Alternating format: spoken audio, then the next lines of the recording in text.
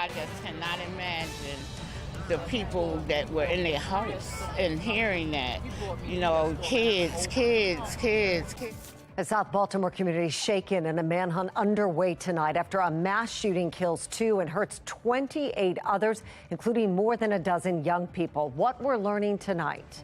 I think the public is going to come up with solutions. The public are victims. Plus, Fox 45 News demanding answers from city and state leaders as calls for action are growing. What community leaders say lawmakers need to do to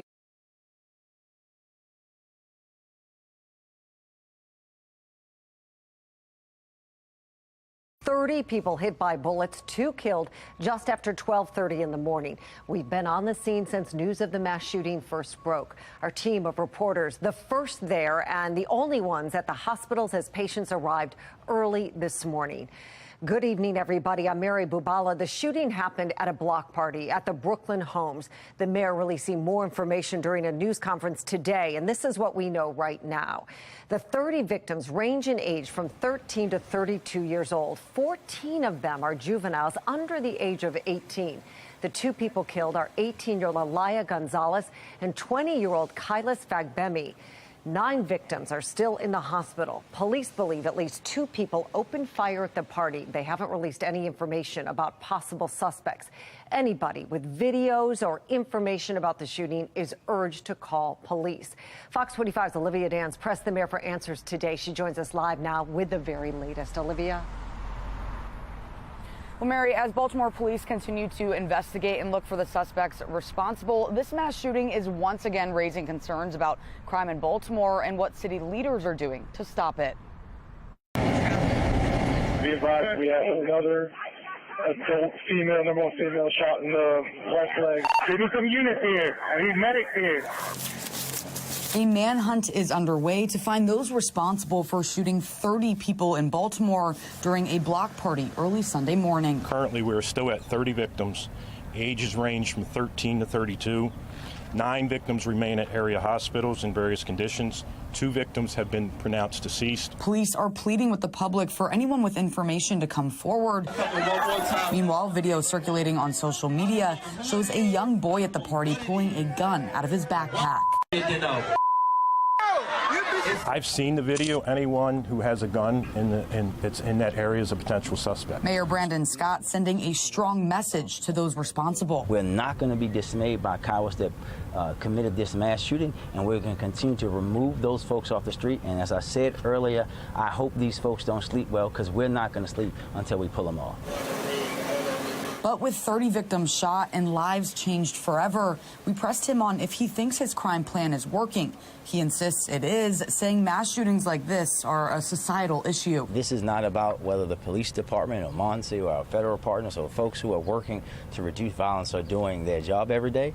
This is about people who cowardly decide to come to a celebration and shoot it up.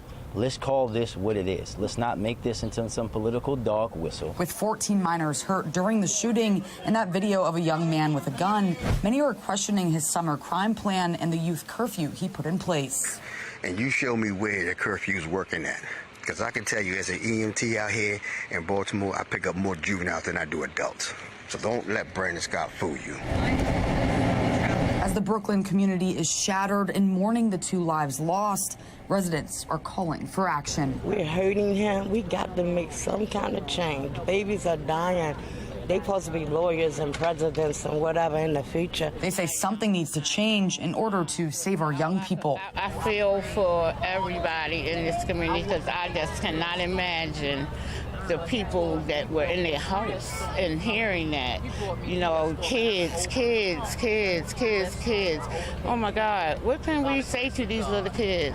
I don't know. We just hug them and show them love and just let them know it is a better way. Now, Metro Crime Stoppers has released this poster with the identity of the 2 victims killed during the shooting. You can see they're offering an $8,000 reward for information that may lead to the arrest of the suspects responsible. Of course, anyone with information is asked to call police or Metro Crime Stoppers. For now, reporting live in Baltimore, I'm Olivia Dance, Fox 45 News. Olivia, thank you. Governor Wes Moore released a statement on the shooting saying his heart breaks for the victims, their families, and the Baltimore community. The statement goes on to say, we as a state will continue to do everything we can to prevent senseless acts of violence like the one we saw last night. Now, the governor was not at today's news conference, nor was anyone from his office. Fox 45 News reached out to the governor's office today asking why he wasn't in Baltimore this afternoon and when we can expect him to be in the city to address the incident. We have not heard back. It is important to note the governor was part of a news conference in Annapolis last month, one day after 6 people were shot there. That sends the wrong signal about the value of life. A life in Baltimore should count as much as a life in Annapolis. We know that's the way it's supposed to be, but we also know that that's not really true. Last night's mass shooting is the 5th Baltimore has seen so far. The first happened in January. 5 juveniles were shot at the Edmondson Village Shopping Center. One of them, 16-year-old Deontay Dorsey, was killed. In March, there was another mass shooting in West Baltimore along Edmondson Avenue. This time, 6 people were shot. One of the victims just 15 years old. In April, 4 people were injured in a mass shooting in North Baltimore along Charles Street. Then in May, 5 people were shot near Lexington Market downtown. Police saying an argument between 2 people escalated when one began firing at the other, hitting one of them along with 4 bystanders.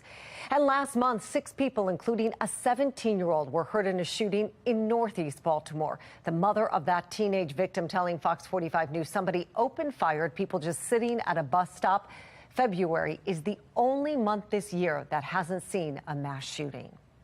While Governor Moore was not at today's news conference, Senate President Bill Ferguson was. The shooting happened in his district. He apologized to the victims and the community, saying state lawmakers have done all they can to stop the violence. We've done what we could at the state level to try and find ways for it to be harder to get guns into people's hands. But this is the problem with too many guns in too many hands of people that make life and death decisions. It is not okay. Something has to give. Well, the Senate president saying lawmakers did what they could to find ways to make it harder for people to get guns. But during the last session, lawmakers only passed one law dealing with gun offenders. Several other bills, including the Repeat Violent Offender Act, never even made it past committee. Olivia Dance pressed Ferguson on that today. We have a lot of laws on the books. We have a lot of places where somebody, if they're arrested, will be held accountable. From what I gathered and saw, somebody that is willing to carry around a gun and then shoot up 30 people or several individuals, whether or not there's a new law passed in Annapolis isn't stopping that decision. Olivia also pressed the Senate president on whether now is the time to call a special legislative session to address the crime. He did not give a straight answer. What about an emergency session with the governor? Is that a possibility? Yeah, I think it's still too early to know what exactly the circumstances are. What I know is that there were too many guns that were too accessible that led to 28, now 30 people having been shot. We have to figure out what the facts are. While lawmakers did not pass much legislation cracking down on people with illegal guns, they did pass a law putting restrictions on legal gun owners. That law is now facing a legal challenge. And now we're hearing calls for Annapolis to do more to stop violent criminals. Fox 45's Taylor Stewart has the story. We need to get guns off the street. We need a strategy of reducing crime in Baltimore City. Hope is not a strategy. Throwing money at some programs is not a strategy. Giovanni Patterson, a spokesperson for the community advocacy group Peace, says that lack of strategy is what got us here this Sunday. 30 people shot, 2 dead, and several others in critical condition. This following a mass shooting in the Brooklyn Homes neighborhood. But when you think about the humanity of 30 people being shot in one instance, what can you really do? And the first thing is you have to stop blaming inanimate objects, right? It's not the guns that are killing people. It's these people that are brazen enough to do and commit these acts. I mean, 30 people, that we know about in a block party. And today, as dozens of gun victims lie in a hospital bed, Patterson argues the 5th and largest mass shooting of the year in Baltimore City is reason enough for Governor Wes Moore to call a special session to address the crime and gun violence crippling the city. If we look at the bills that were passed, nothing really addressed the criminal element, right? People are doing this because they know they can. The 2023 session in Annapolis ended with several crime bills stalled or dead altogether. Former Maryland State Attorney General Doug Gansler says state lawmakers need to establish a framework for keeping guns out of the hands of violent offenders. The first thing you can do and should do is to take people that have guns, that have prior convictions, and I would imagine those who were the shooters today did, and make sure they're in the federal system so they actually are taken off the streets and removed from Baltimore City. Gansler's proposal, similar to that of the Violent Firearms Offender Act, a bill raised by state Republicans that's failed to pass 2 years in a row. If you called the legislative session and if they voted on some particular bill to deal with this, it still would have an implementation date that would be some time out that wouldn't help us this summer. Law enforcement expert Tyrone Powers says a mass shooting of this scale at a family-friendly block party is an escalation in Baltimore's crime crisis that he, too, says warrants federal involvement. The FBI could send the resources here, the ATF. Maybe they're already here doing some work, but they have to increase that immediately, and they have the apparatus to provide the intelligence to not only catch people, to help a higher clearance rate, but also to anticipate what may happen at these events.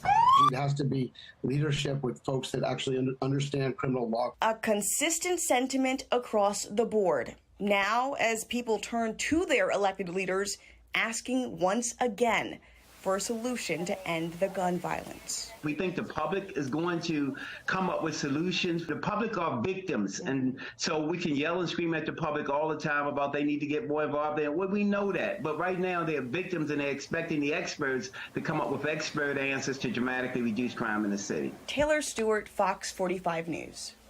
City State's Attorney Ivan Bates responding to the mass shooting. In a statement, he says while his thoughts and prayers are with the victims and their families, he says we need to do more than just have thoughts and prayers. The statement goes on to say we need policy change in Maryland, particularly in Baltimore. He says we need, quote, a policy that helps us hold repeat violent offenders accountable and reduces the number of illegal firearms in our communities. Former Mayor Sheila Dixon also weighing in, saying, quote, while no amount of planning could have prevented such a horrific act from occurring, it further highlights the need for responsible leadership that takes ownership of their failures as much as their successes. Earlier this year, we asked if you think lawmakers should call a special session to tackle the crime crisis. Then 95% of voters said yes. And now we want to ask you again. Do you think Governor Wes Moore should call an immediate special session to combat violent crime? So far, 98% of voters say yes. Head to foxbaltimore.com/vote to weigh in. We are on weather alert today after storms brought heavy wind and rain to our area for a while. The rain did make a double rainbow out there. You can see them over Parkville on the bottom right of your screen. Very beautiful. The threat of severe weather isn't over yet. There's another chance for it tomorrow. Let's get right to Chief Meteorologist Jonathan Myers. Feels like this never ends. Yeah, we now extend our weather alert for tomorrow. A level 205. Slight risk of severe weather continues now for Monday afternoon. Plans about the same timing between 3 and 9 p.m. and the same threat. Large hail and some gusty, damaging winds. The last little bits of our severe thunderstorm watch, that's moving out. The showers now up towards Cecil County. We're waiting on the expiration time here. But it looks like tomorrow we're at it again. If you're going to the pool, an eye to the sky by about 2, 4, 6 o'clock. There's a rain and storms, a hot and humid day again. I'm going to let you know how long it lasts into July 4th. My Weather Authority forecast. Jonathan, thanks. Stay with Fox 45 News. Our team of meteorologists will track the storms throughout the night. Wake up with Fox 45 Morning News. Justin Chambers will have your latest forecast before you head out the door. That starts at 4:30 a.m. Reaction to last night's mass shooting pouring in from leaders across the state and city. What City Council and former Police Commissioner Michael Harrison are saying tonight. Sounding the alarm about the officer shortage, the role they say it played in the shooting, and the acting commissioner's response.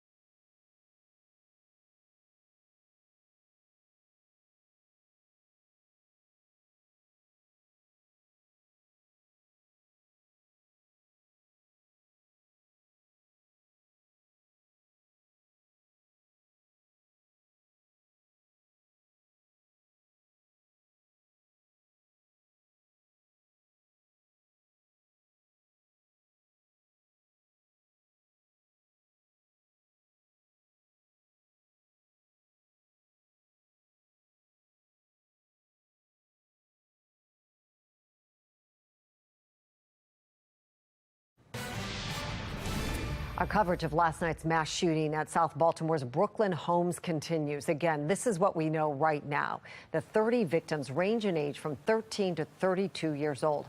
14 of them are juveniles under the age of 18. The two people killed are 18-year-old Alaya Gonzalez and 20-year-old Kailas Fagbemi.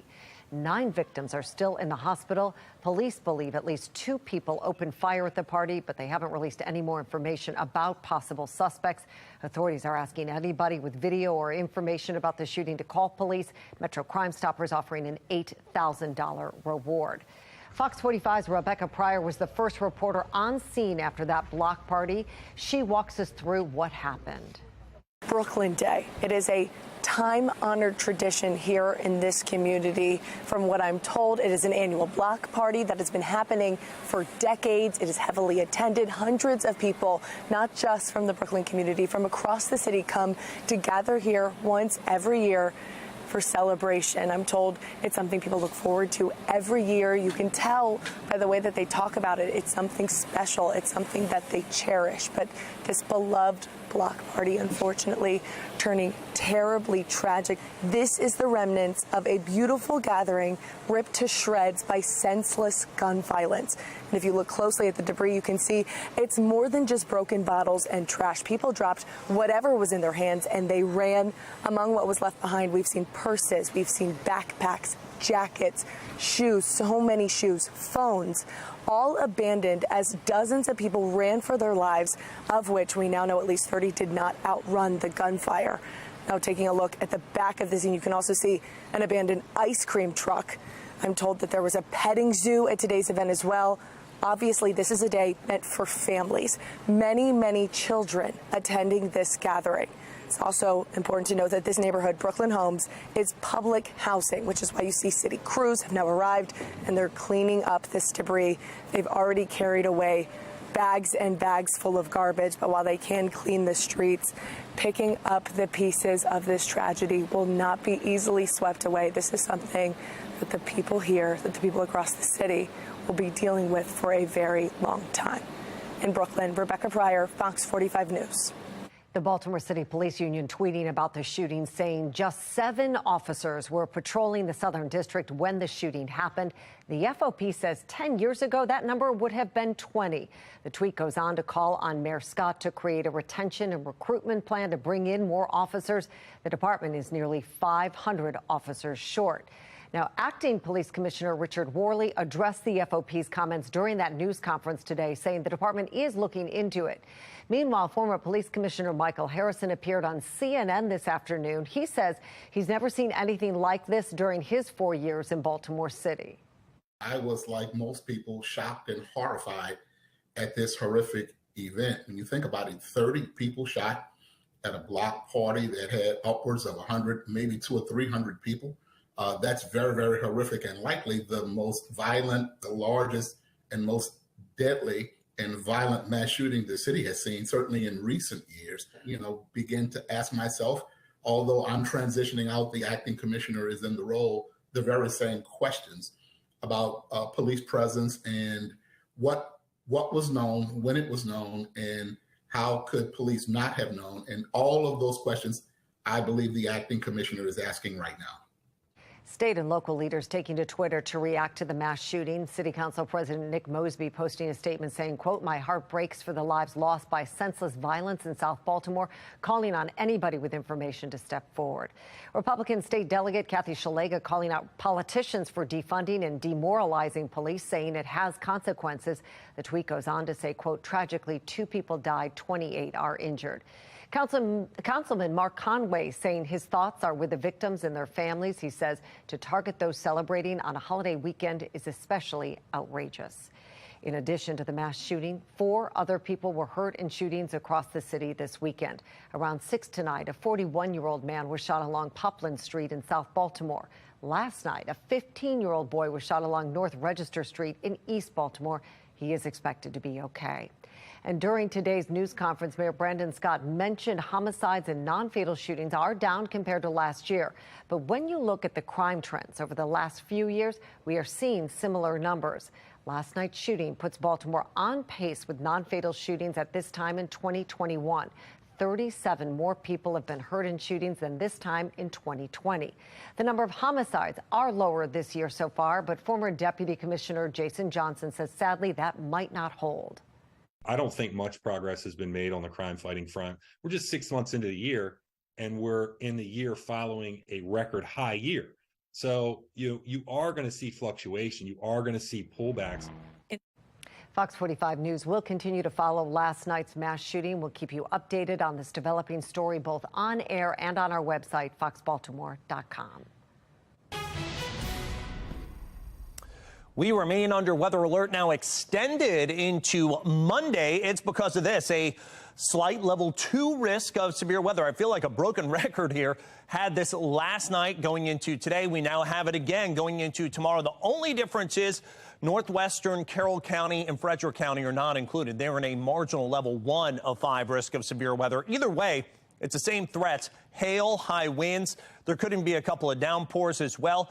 The last little bits of our severe thunderstorm watch, it looks like we're going to just have that expire here at 11 p.m. It doesn't look like that's going to be dropped early, but as you can see, there's really not much left here. Showers and thunderstorms from earlier have all dissipated. They are gone, but there is more.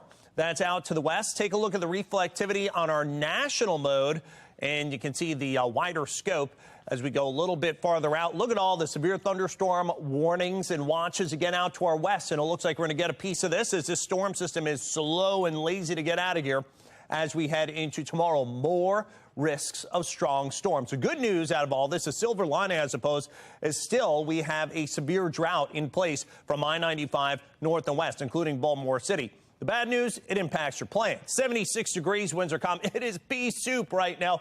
Dew point way up there at 73 degrees. It is sticky, it is steamy, so that means it's tropics overnight.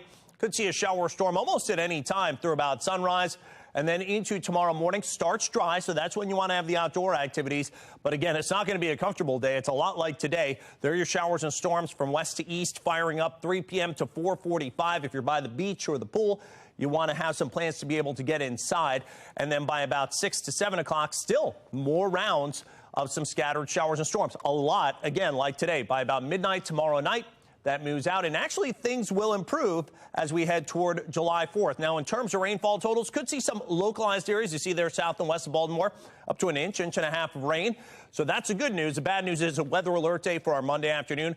Looks less humid, a little bit. Still hot for Tuesday. Shower storm chance there. And then it looks like things will cool off into next weekend. Fireworks forecast for July 4th. Looks like things dry nicely, but it's still muggy. 81 degrees at 9 p.m. as the fireworks go off.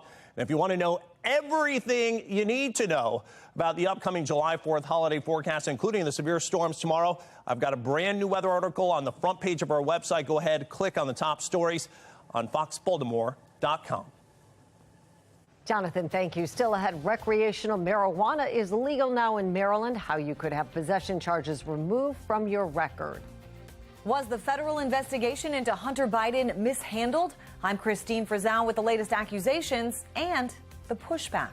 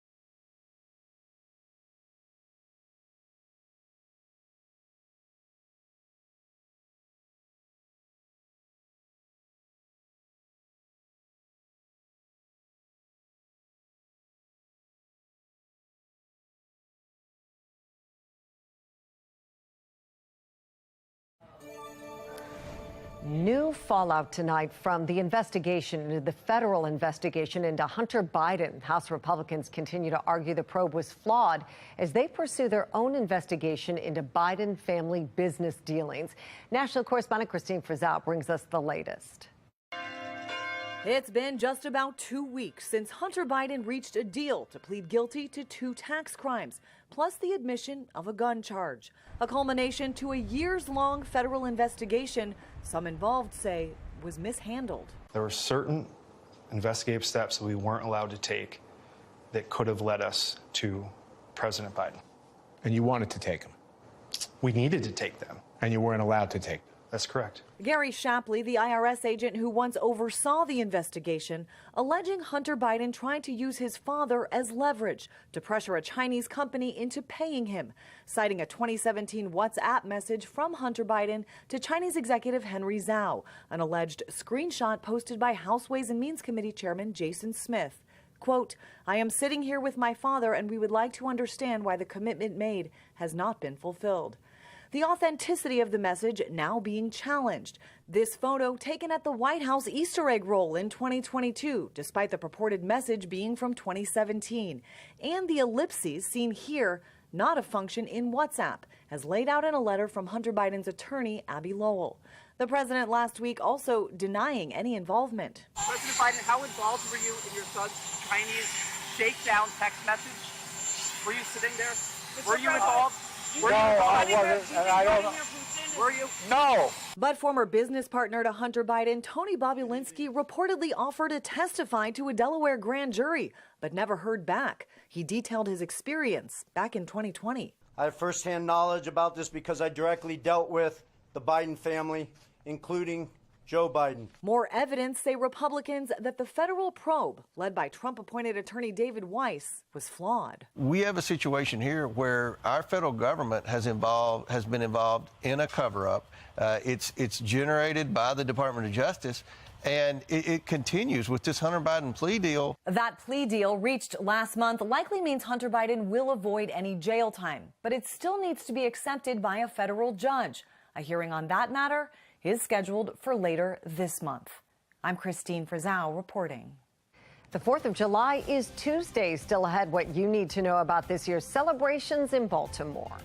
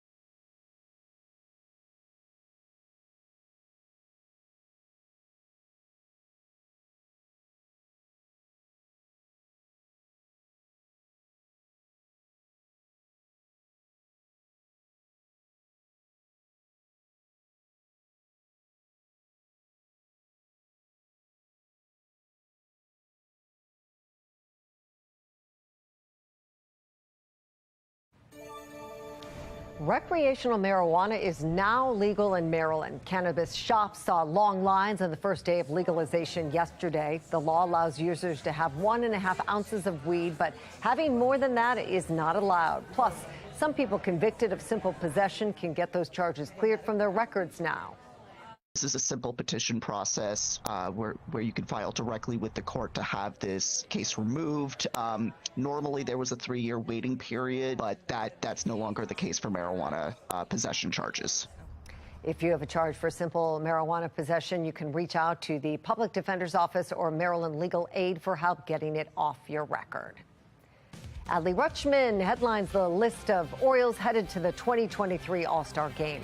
The 3 others who will join him in Seattle coming up next on Sports Unlimited.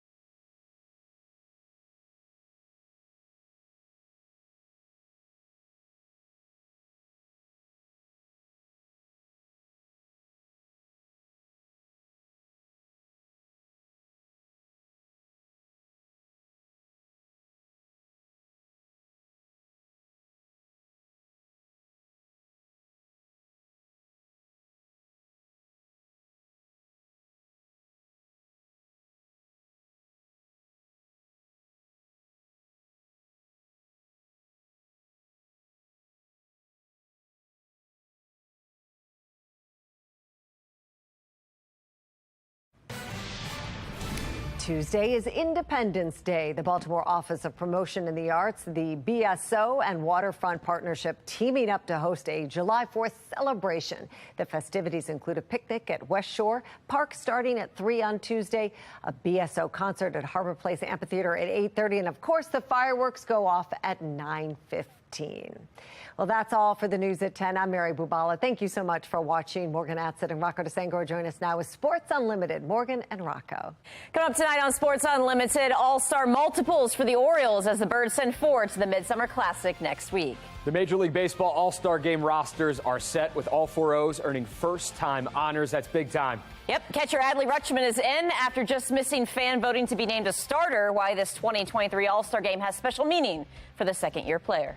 And joining him in Seattle, the Mountain, the Rock, and Austin Hayes. He doesn't have a cool nickname. Despite a career season, why the O's outfielder wasn't sure he'd hear his name called. Called up just 6 days ago, the huge at-bat that, while painful, was one Jordan Westburg will remember as his first game winner run batted in. He joins us one-on-one when Sports Unlimited starts after this.